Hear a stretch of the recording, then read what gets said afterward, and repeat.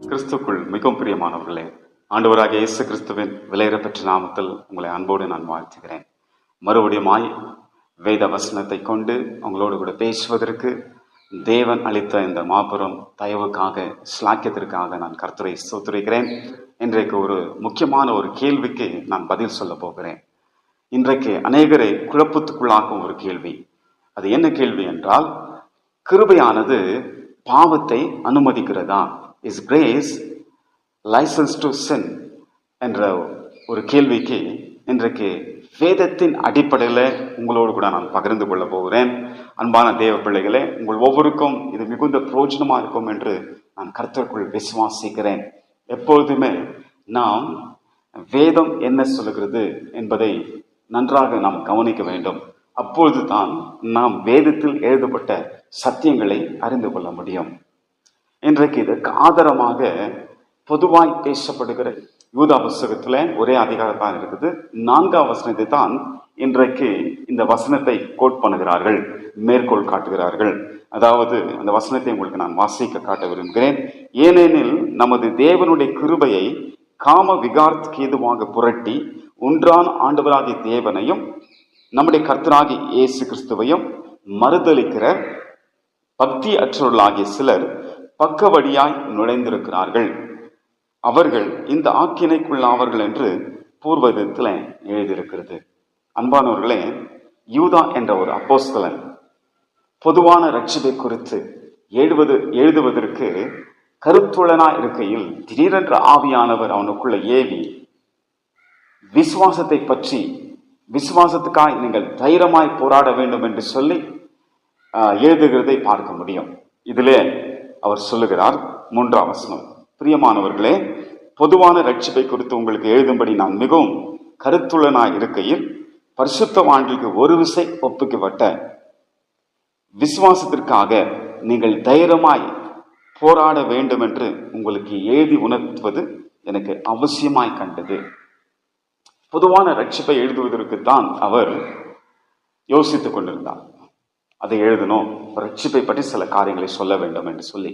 ஆனால் பரிசுத்தவான்களுக்கு ஒரு விசை ஒப்புக்கப்பட்ட அந்த விசுவாசத்துக்காக நீங்கள் தைரியமாய் போராட வேண்டும் என்று சொல்லி எழுதுகிறதை பார்க்க முடியும்.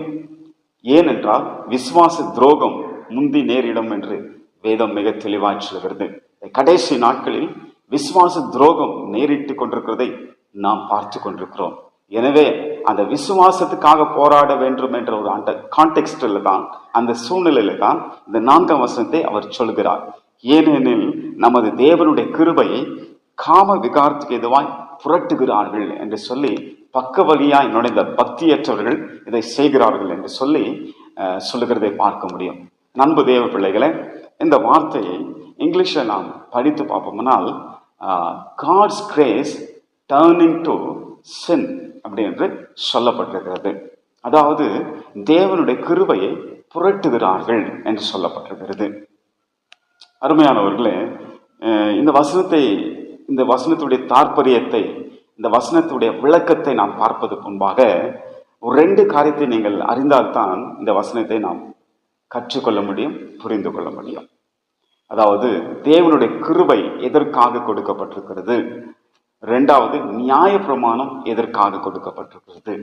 இதை அறிந்து கொண்டோமானால் தான் இந்த வசனத்தில் சொல்லப்பட்ட இந்த சத்தியத்தை நாம் அறிந்து கொள்ள முடியும். ஆண்டவர் ஏன் கிருபை கொடுத்திருக்கிறார்?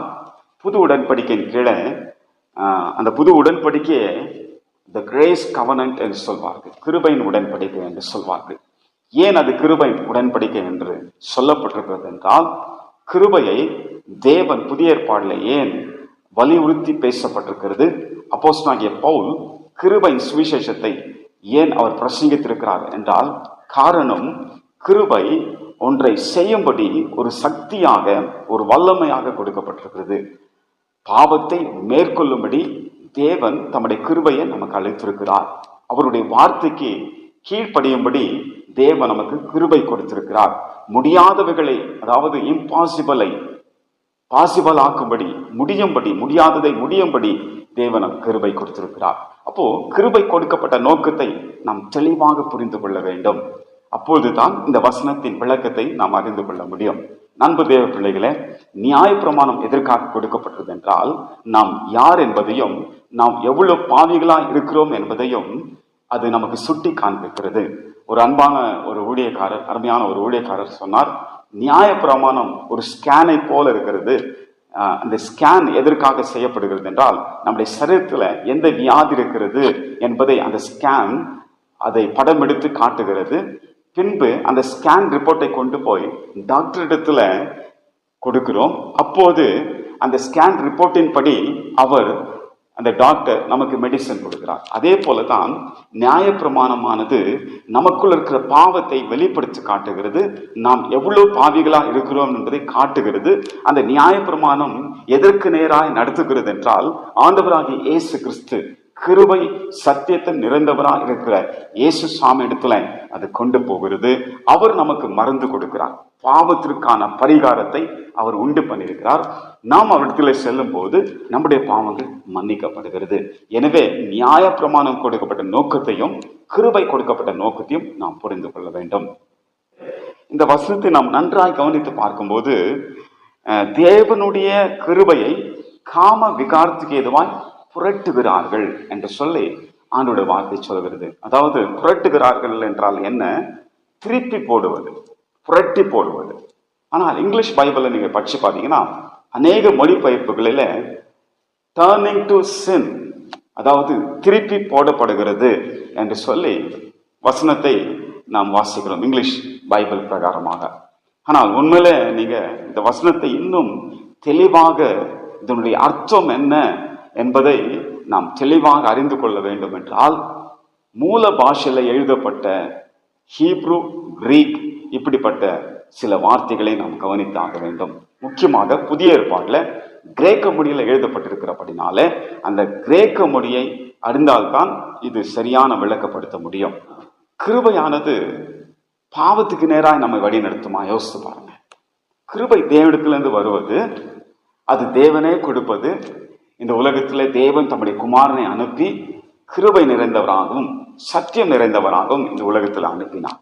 எனவே இயேசுவை விசுவாசிக்கும் பொழுது கிருபையை நாம் பெற்றுக் கொள்கிறோம். ஸோ கிருபை நம்மை பலப்படுத்துமே தவிர பாவத்துக்கு நேராய் நம்மை வழி நடத்த முடியாது. அப்போ யூதா இதை என்ன சொல்லுகிறார்? யூதா என்ன சொல்லுகிறார்? காம விகாரத்துக்கு எதுவாய் கிருபை புரட்டப்பட்டிருக்கிறதே என்று சொல்லுகிறார். அப்படின்னா அப்போ மூல பாஷை கிரீக் வேர்ட்ல இந்த டர்னிங் டு சின் என்ற அந்த வார்த்தை என்னவா இருக்கும் என்று நான் வாசித்து பார்ப்போம். ஆனால் அந்த வார்த்தையை நான் உங்களுக்கு சுட்டி காட்ட விரும்புகிறேன். மெத்தாதி தெமி, மெத்தாதி தெமி. அந்த மெத்தாதி தெமி என்ற அந்த கிரேக்க வார்த்தை, அந்த கிரீக் வேர்டுக்கு மீனிங் என்ன தெரியுங்களா?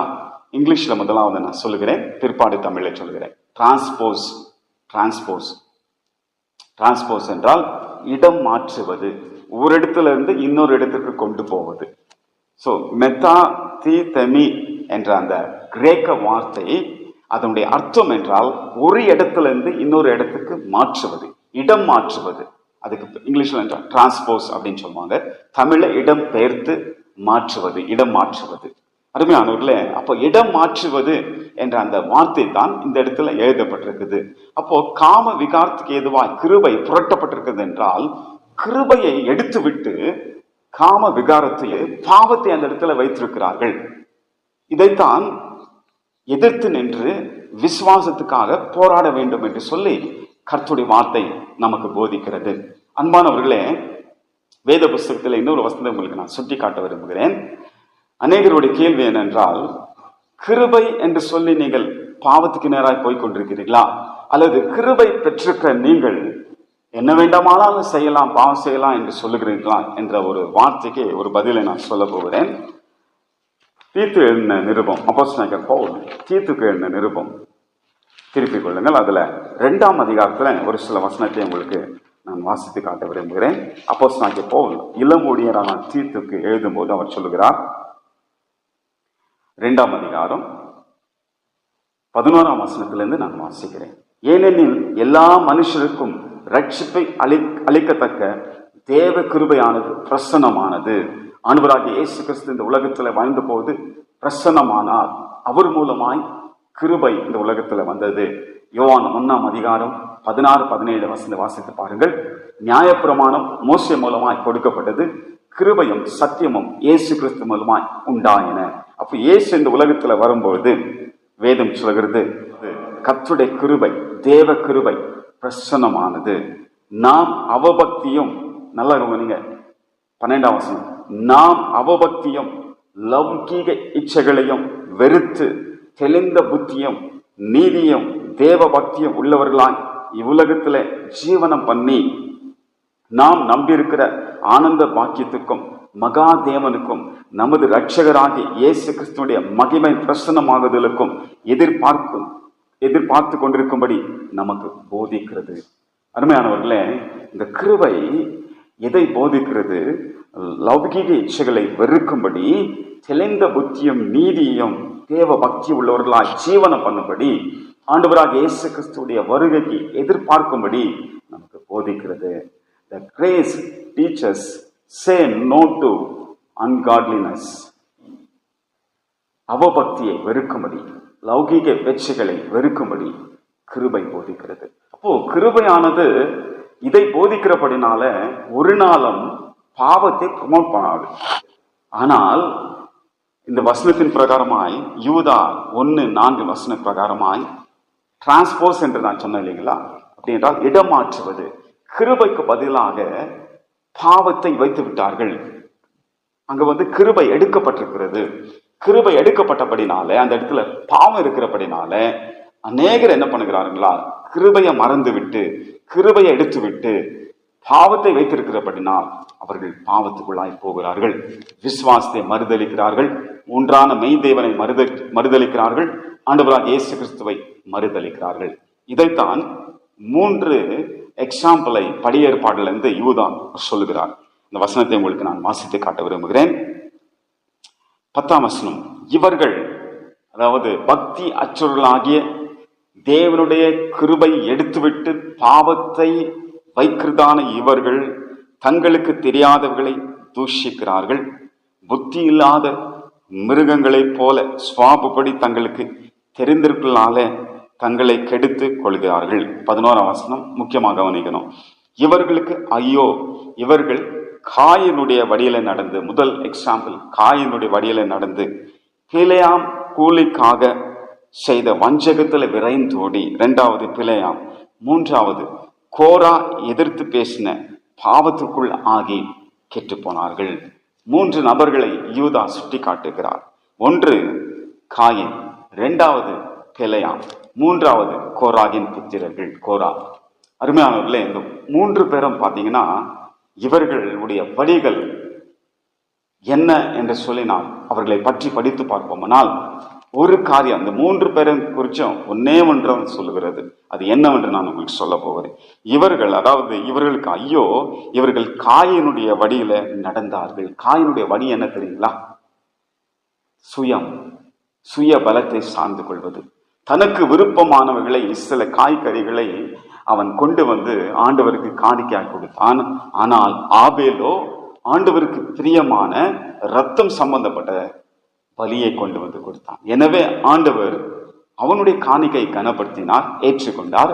காயினுடைய காணிக்கை ஏற்றுக்கொள்ளவில்லை. காரணம், தன்னை சுயத்தினால ஏதோ தேவனுக்கு கொடுக்க வேண்டும் என்று சொல்லி தன் சுய பலத்தை சார்ந்து கொண்டு ஒரு சுய சிந்தையினால அந்த காணிக்கைகளை கொண்டு அவன் படைத்தான். அருமையானவர்கள், அதே போலவே நீங்க பாத்தீங்கன்னா பிலேயாம் தீர்க்கதரிசி. ஆனால் தேவனை சார்ந்து கொண்டு அவன் தீர்க்கதரிசனம் சொன்னானா? இல்லை. தேவனே பேசினது இருந்தாலும் அவன் சொன்னதெல்லாம் தன் சுய விருப்பத்தின்படி, தன் சுய இஷ்டப்படி அவன் தீர்க்க தரிசனம் சொன்னான். அருமையானவர்களே, அந்த நாட்களிலே பிலேயாமை ஒரு கூட்டம் நம்பினார்கள். இவன் வாயில எது புறப்படுகிறதோ அது அப்படியே நிறைவேறும் என்று சொல்லி அந்த பாலாக் ராஜா கூட அதைத்தான் நம்பினான். ஆனால் தேவன் போக வேண்டாம் என்று சொன்ன இவனை ஆண்டவர் எச்சரித்தார், போக வேண்டாம் என்று சொல்லி. ஆனாலும் இவன் புறப்பட்டு போனான். புறப்பட்டு போய் தேவ மக்களுக்கு எதிராக தன் சுய இச்சையின்படி, தன் சுய சிந்தையின்படி, தன் சுயத்துல அவன் தீர்க்க தரிசனம் உரைக்கிறான். அப்போ இவனும் சுய பலத்தை சார்ந்து கொண்டான். அருமையானவர்களே, அது மாத்திரமல்ல, கோராகு யார்? இவர்களும் இஸ்ரவேல் மக்கள். தேவ சித்தமும் தேவ திட்டமும் மோசே மூலமாய் புறப்பட்டு வந்தது. ஒரு தலைவன் மூலமா அந்த சித்தம் புறப்பட்டு வந்தது, தரிசனம் புறப்பட்டு வந்தது. ஆனால் இந்த கோராக்கின் புத்திரர்கள் இவர்கள் மோசைக்கு எதிர்த்து நின்று, தேவ சித்தத்திற்கு எதிர்த்து நின்று, தேவ தரிசனத்துக்கு எதிர்த்து நின்று, ஒரு தலைவனோடு இணைந்து செல்லாமல் தங்கள் சுய இஷ்டமாய் கர்த்தர் உங்களிடத்தில் மாத்திரமாய் பேசுவார், எங்ககிட்டயும் பேசுவார் என்று சொல்லி மோசைக்கு எதிர்த்து நின்றார்கள். இதுவும் எதை காட்டுகிறது என்றால் தன் சுய விருப்பத்தின்படி, சுய இஷ்டம். அப்போ இவர்களெல்லாம் எதிலே நடந்தார்கள் என்றால், தன்னுடைய சுய நீதி, தேவ நீதியை நம்பாமல், தேவ பலத்தை சார்ந்து கொள்ளாமல், கிருபையை சார்ந்து கொள்ளாமல், தன் சுய இஷ்டத்தின்படி செய்து பாவத்துக்கு இடம் கொடுத்து தேவ கிருபை எடுத்து விட்டு பாவத்தை அந்த இடத்துல வைத்து விட்டார்கள். அருமையானவர்களே, நான் சொன்னேன், தேவ கிருபையானது மிக உயர்ந்த இடத்தை பிடித்திருக்கிறது. ஆனால் தேவ கிருபை ஒரு நாளும் பாவத்துக்கு அனுமதிக்காது. அது மாறாக நம்மை தேவ பக்திக்கு நேராகவும், பரிசுத்தத்துக்கு நேராகவும், ஆண்டவருக்காக வாழ்வதற்கு நேராகவும், இயேசு வருகைக்கு ஆயத்தப்படுத்துவதாகவும் தேவனுடைய கிருபை கொடுக்கப்பட்டது. தவிர ஒரு நாளும் கிருபையானது பாவத்தை செய்யும்படி லைசன்ஸாக கொடுக்கப்படவில்லை. அநேகர் இந்த வார்த்தைகளை தவறாய் புரிந்து கொண்டார்கள். தவறாய் புரிந்து கொண்டது மாத்திரமல்ல, தவறாய் ஆளப்படுகிறது. அப்போ யூதா என்ன சொல்லுகிறார்? காம விகாரத்துக்கு எதுவாக, அதாவது லைசன்ஸ், பாவம் செய்வதற்கு கிருபையானது லைசன்ஸ் என்றால் அர்த்தம் என்ன? அதாவது கிருபையை எடுத்துவிட்டு பாவத்தை வைத்து விட்டார்கள். There is a transpose, there is a place replacement, there is replacement, அதாவது இடம் மாற்றப்பட்டிருக்கிறது. அருமையானவர்களே, இதுதான் இந்த வசனத்தின் விளக்கம். தங்கள் சுய இஷ்டத்தின்படி, தங்கள் சுய பெருமையின்படி, தங்கள் சுய நீதியின்படி, தேவ பலத்தை சார்ந்து கொள்ளாமல், தேவ கிருபை சார்ந்து கொள்ளாமல், சுய இஷ்டத்தின்படி வாழ்கிற ஒரு கூட்டம் உண்டு.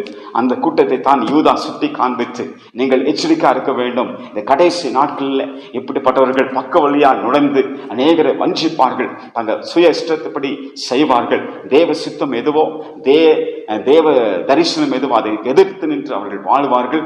தன்னுடைய பலத்தை சார்ந்து கொண்டு தேவ பலத்தை சாராமல் பக்தியற்றவர்களாகி இவர்கள் தேவனையும் ஆண்டவராக இயேசு கிறிஸ்துவையும் மறுதலிப்பார்கள் என்று சொல்லி யூதா சொல்கிறதை பார்க்க முடியும். அன்பு தேவ பிள்ளைகளே, கிருபை பாவத்துக்கு அனுமதி கொடுக்க முடியாது. காரணம், கிருபை என்ன போதுகிறது என்றால், நாம் இந்த உலகத்துல லௌகிக இச்சைகளை வெறுத்து தேவ பக்தியாய் வாழ வேண்டும், இயேசு கிறிஸ்து வருகைக்கு ஆயத்தப்பட வேண்டும் என்று சொல்லுகிறது. எனவே கிருபை உங்களுக்கு லைசன்ஸா கொடுத்துட்டாங்க, கிருபையானது உங்களுக்கு லைசன்ஸ் போல நீங்க வாழலாம் அப்படின்றதெல்லாம் எதுவும் கிடையாது. அதே நேரத்தில் உங்களுக்குள்ள ஒரு கேள்வி எழும்பலாம். இப்பொழுது இருக்க பிரசங்கமார்கள் சிலர் இந்த கிருபையை மிதமின்றி போதிக்கிறார்களே என்று சொல்லி, இந்த மிதமின்றி என்ற வார்த்தை கவனிங்கள். இங்கிலீஷில் ஹைப்பர் கிரேஸ் என்று சொல்வார்கள். ஹைப்பர் கிரேஸ் என்றால் கிருபையை அளவுக்கு அதிகமாய் சொல்லப்படுகிறது. இதை குறித்து பவுல் என்ன சொல்லியிருக்கிறார் என்று சொல்லி எப்பொழுதுமே வேதத்தில் நான் பார்க்க வேண்டும். கலாத்தியர்கள் நிருபம் 5ஆம் அதிகாரம் 13ஆம் வசனம் நான் வாசிக்கிறேன். சகோதரரே, நீங்கள் சுயாதீனத்துக்கு அழைக்கப்பட்டிருக்கிறீர்கள். இந்த சுயாதீனத்தை நீங்கள் மாம்சத்திற்கு ஏதுவாக அனுசரியாமல் அன்பினாலே ஒருவருக்கொருவர் ஊழியம் செய்யுங்கள். சுயாதீனம் என்றால் லிபர்ட்டி இன் கிரைஸ்ட், கிறிஸ்துக்குள் இருக்கும் சுயாதீனம். கிறிஸ்துவுக்குள் இருக்கும் சுயாதீனம் ஒரு மேன்மையானது. சுயாதீனம் என்றால் விடுதலை என்ற அர்த்தம். நம்மை தேவன் முழுமையாக விடுதலை ஆக்கியிருக்கிறார். யாருக்கும் நாம் அடிமைகள் அல்ல, எதற்கும் அடிமைகள் அல்ல. ஆனால் இந்த சுயாதீனத்தை, இந்த முழு விடுதலையை மாம்சத்திற்கேதுவாய் அனுசரிக்க கூடாது. அப்படி என்றால் முழு விடுதலை ஆண்டவர் கொடுத்துட்டாரு, இஷ்டம் போல வாழலாம், எப்படின்னா வாழலாம், லைசன்ஸ் கையில் கட்சிச்சு அப்படின்றது கிடையாது. பவுல் என்ன சொல்கிறார்? இதை மாம்சத்திற்கு ஏதுவாய் நீங்க அனுசரிக்க கூடாது, இதை மாம்சத்தின் வழியில் பயன்படுத்தக்கூடாது. எனவே இந்த காலத்தில் ஒரு சில ஊழியர்கள் கிருபையை மிதமின்றி போதிக்கிறார்கள், மிதமின்றி பேசுகிறார்கள் என்றால் அதற்கு காரணம் தேவன் கொடுத்த அந்த சுயாதீனத்தை, தேவன் தம்முடைய கிருபையினால் அளித்த முழு விடுதலையை தவறாக பயன்படுத்துகிறார்கள். அதை எக்ஸ்ட்ரீமில் அவர்கள் போதிக்கிறார்கள். இன்னொரு பக்கம் இருக்கிற சத்தியத்துக்கு 2 பக்கம் இருக்கிறது. இன்னொரு பக்கம் இருக்கிற காரியத்தை விட்டு விடுகிறார்கள். அதற்கு இன்னொரு பக்கம் இருக்கிற அந்த காரியம் தான் நான் சொன்ன இந்த வசனம். அதாவது தேவன் கொடுத்த விடுதலையை மாம்சத்திற்கு ஏதுவாய் அனுசரிக்க கூடாது, அதை ஆவிக்குறி ரீதியில நாம் அதை கொண்டு செல்ல வேண்டும். தேவன் நமக்கு கொடுத்த முழு விடுதலையை பெரிய ஸ்லாக்கியமாக கருதி ஆண்டவருக்காக நாம் நேர்த்தியாக வாழ வேண்டும் என்று தான் தேவன் போதிக்கிறார். அருமையானவர்களே, இதை குறித்து 2வது பாகம் நாம் பார்க்க போகிறோம். 2வது பாகத்தில் உங்களுக்கு தெளிவாக நான் சில காரியங்களை இந்த ஹைப்பர் கிரேஸை பற்றி, அதாவது கிருபையின் உபதேசம் என்று ஒன்று உண்டு, அதை யாரும் மறுதலிக்க முடியாது. பவுலே அதை பற்றி வேதத்தில் கிருபையின் சுவிசேஷம் என்றும் கிருபையின் உபதேசத்தை குறித்து, டாக்டரின் ஆஃப் கிரேஸ், கிருபையின் உபதேசத்தை குறித்து அவர் தெளிவாக போதித்திருக்கிறார். ஆனால் இப்பொழுது இருக்கிறதான பிரசங்கிமார்கள் வேறு விதமாய் அதை போதிக்கிறார்கள் என்றால் அது இவர்களாகவே ஒன்றை நினைத்து கொண்டு, வேறு விதத்தில் சொல்லணும்னா இவர்களாகவே தேவனுடைய வார்த்தையை புரட்டி, அல்லது தேவனுடைய வார்த்தையை நான் முன்பு சொன்னது போலவே காம விகாரத்துக்கு எதுவாய் கிருபையை புரட்டுகிறார்கள், அவ்வளோதான். அப்போது புரட்டுகிற அந்த வார்த்தைகளை வைத்துக்கொண்டு கிருபை வந்துவிட்டால் எப்படியாவது வாழலாம் என்று சொல்லி போதிக்கிற காரியங்கள் உண்டு. இதை பற்றி நான் 2வது பாகத்தில் உங்களுக்கு சொல்ல போகிறேன். தொடர்ந்து கர்த்தருடைய வார்த்தையில நிலைத்திருங்கள். தேவன் இந்த வசனத்தெல்லாம் கொண்டு உங்களை பலப்படுத்துவார். உடைய கிருபையை பற்றி கொள்ளுங்கள். அதிலிருந்த அப்போஸ்தலர்கள் சபையை திடப்படுத்தி சபையின் சீஷர்களுக்கு சொன்ன வார்த்தை, கிருபையை நிலை கொண்டிருங்கள், கிருபையை பற்றி கொண்டிருங்கள் என்று சொன்னார்கள். அதே போலவே கிருபையை பற்றி கொண்டிருங்கள். தேவன் உங்களை ஆஸ்வதிப்பார். God bless you.